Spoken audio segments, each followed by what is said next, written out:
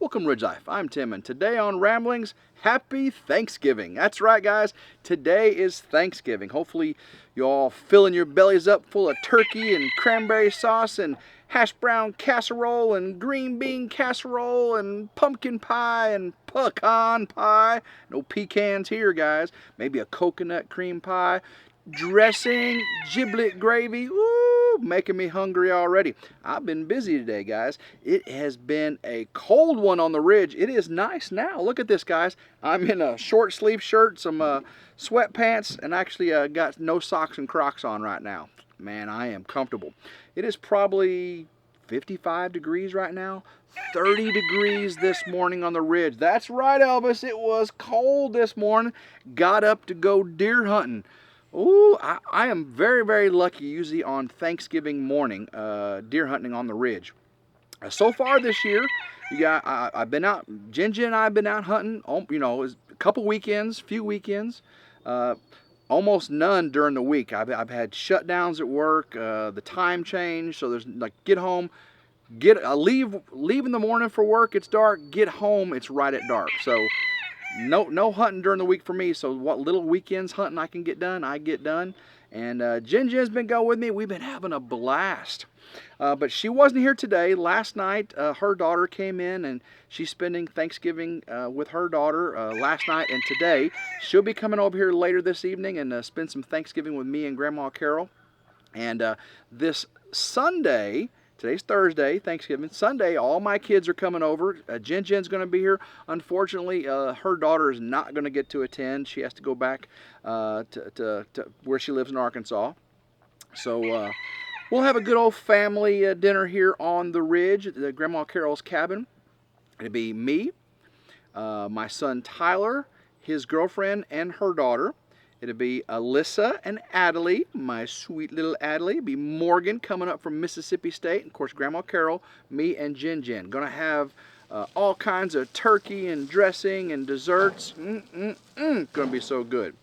Right now, Grandma Carol's out there. She's been cleaning off the outside of the cabin, getting those big old windows and all that, washed off. I've been busy this morning. You're like, Tim, you never busy. No work life. Hashtag. Actually got up bright and early. I've been sick all week, guys. I went through the whole cough medicine issue. You probably saw the ramblings before. I'm a little bit better. I'm on the medication right now. I got my cough medicine finally. Got my NyQuil at nighttime and all that stuff. I'm still a little stuffy. You can probably hear that right now. I was coughing. And I went out deer hunting this morning, and I was still coughing. And when you have an uncontrollable cough, and you have to, I sound like there's a sound a deer make. Deer make they blow when they sense you're there. The does will whoof, whoof, like that. They'll blow real loud, and just like, oh, I've been busted. Bucks make a grunt. And then does and fawns do bleat. Ma, ma. I serious. It's ma, ma. Like ma. And then it's almost like a goat. And then the bucks, And then they also bucks do a grunt, snort, wheeze.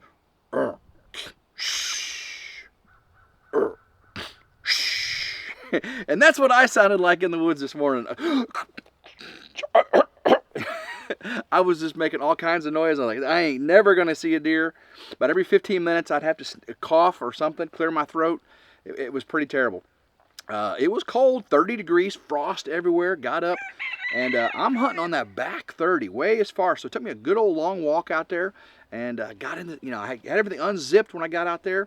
And as it starts to chill out a little bit, got to zip up a little bit more, and I'm looking, I'm trying not to cough and everything.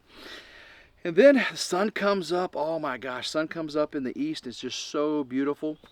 And then right at about 6:50 a.m., 6:50 a.m., here he comes, Mr. Buck. Ba-dump, ba-dump, ba-dump. He's making that noise too. Ba-dump, ba-dump, ba-dump. He's moving at a pretty good little trot. I mean, not trot, a little pace. And get the camera on here, get the rifle, come back around, Safety off, baby. Come on. That's right, Elvis. Safety off. Three Mississippi, they've coined that phrase, safety off. So safety off, and there it is right there. Coming through the woods, passes through a tree, and did I get it? Well, what do y'all think? Do y'all think I took that deer? It was a buck. Yes, it was.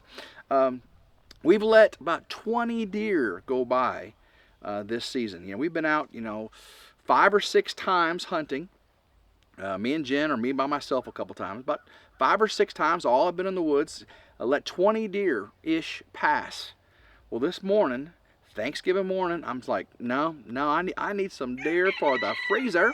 Yes, I do. And sure enough, it's a buck. And I see antler going like this. I'm like, yeah, baby. 6, almost 7 o'clock in the morning.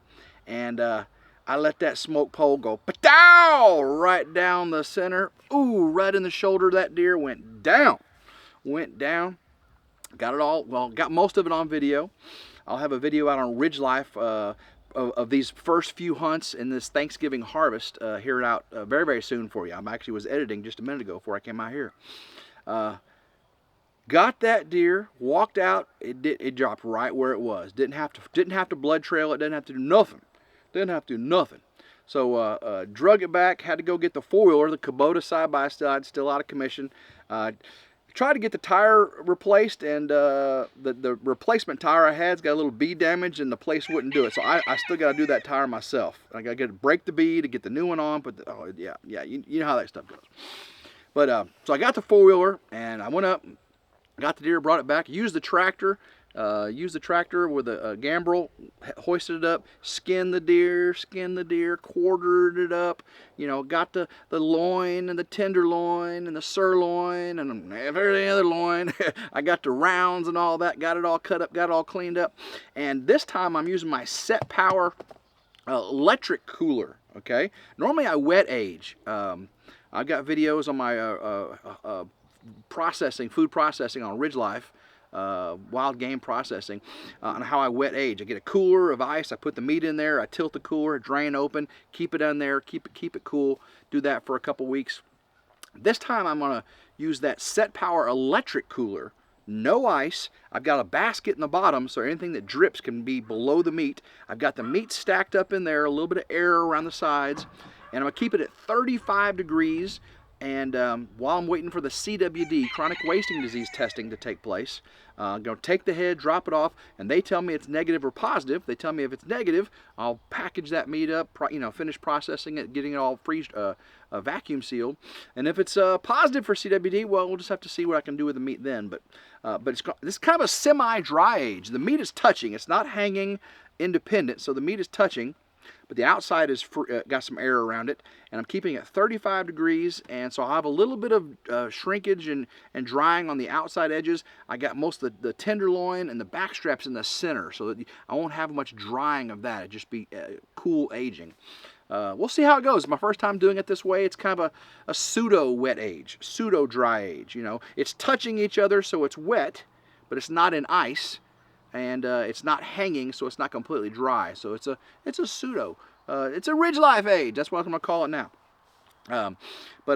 So anything that drains, I got a tray that's elevating the meat. So anything that drains will be down below it, and then I can open the bottom drain and drain that out if I have to. But again, it's 35 degrees. It's not going to do anything. So I know what you're wanting. You want to say, how many point was your deer, Tim? Well, it was. Let's find out. I got the rack right here. Look at that, baby. Ooh. I'm pretty. It's not an old mature buck, but I've got some very unique features with the deer here on my property. You can see there was a little it's growth right there, like it was going to be a little bit of sticker. I got a sticker coming out right there. And what's really unique, check this out, guys. Right here, can y'all see? Let's see right there.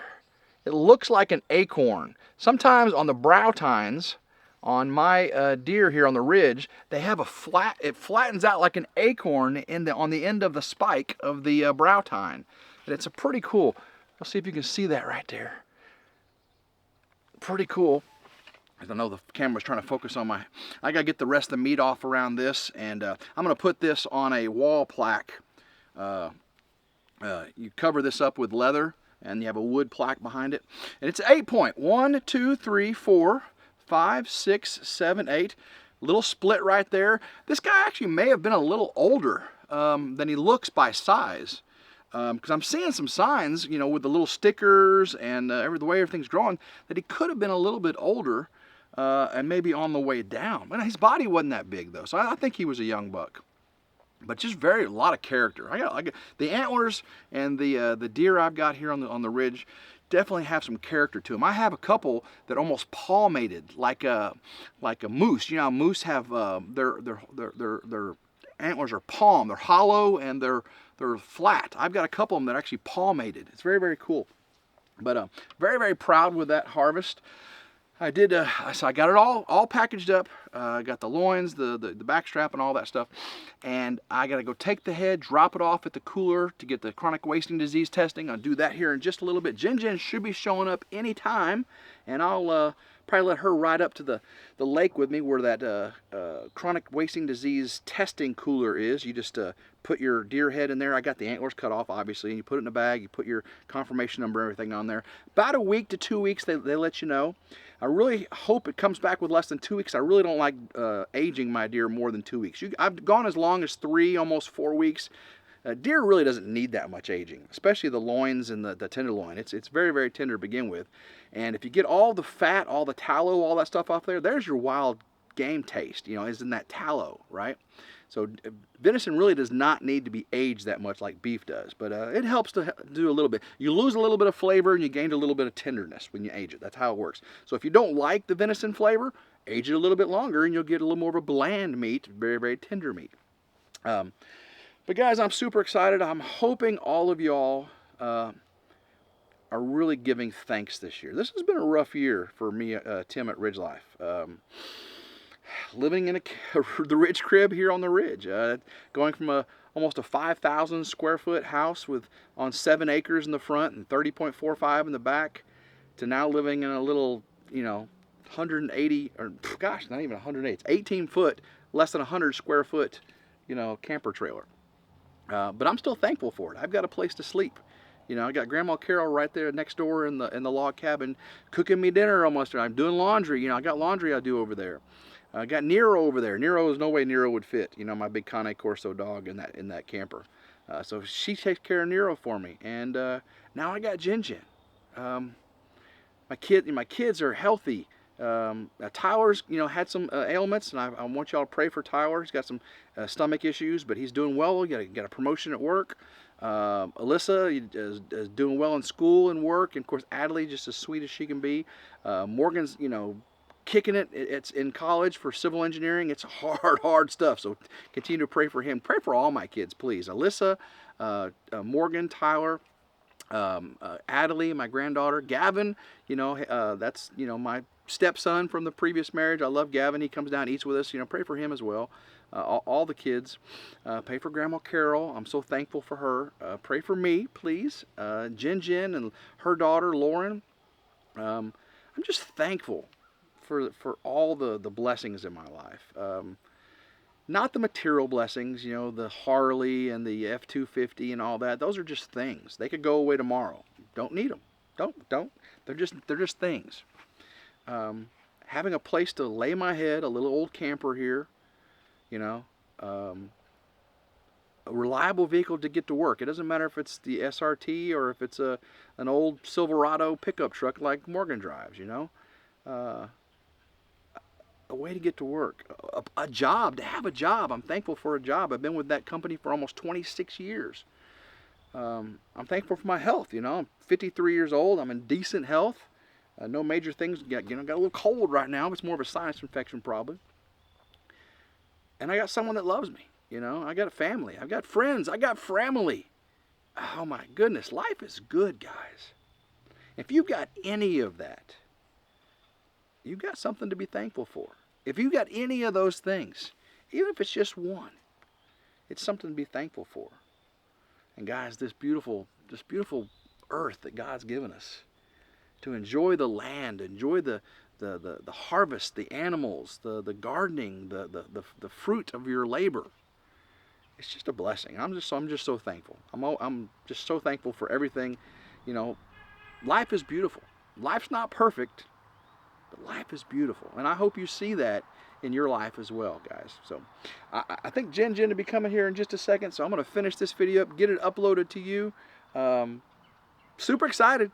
More videos coming out very soon on RidgeLife, RidgeLife Ramblings, RidgeLife Reviews and How-Tos, maybe even a Lessons from the Ridge one of these days. So guys, until next time, hope everyone has a blessed day. Keep rambling and go RidgeLife.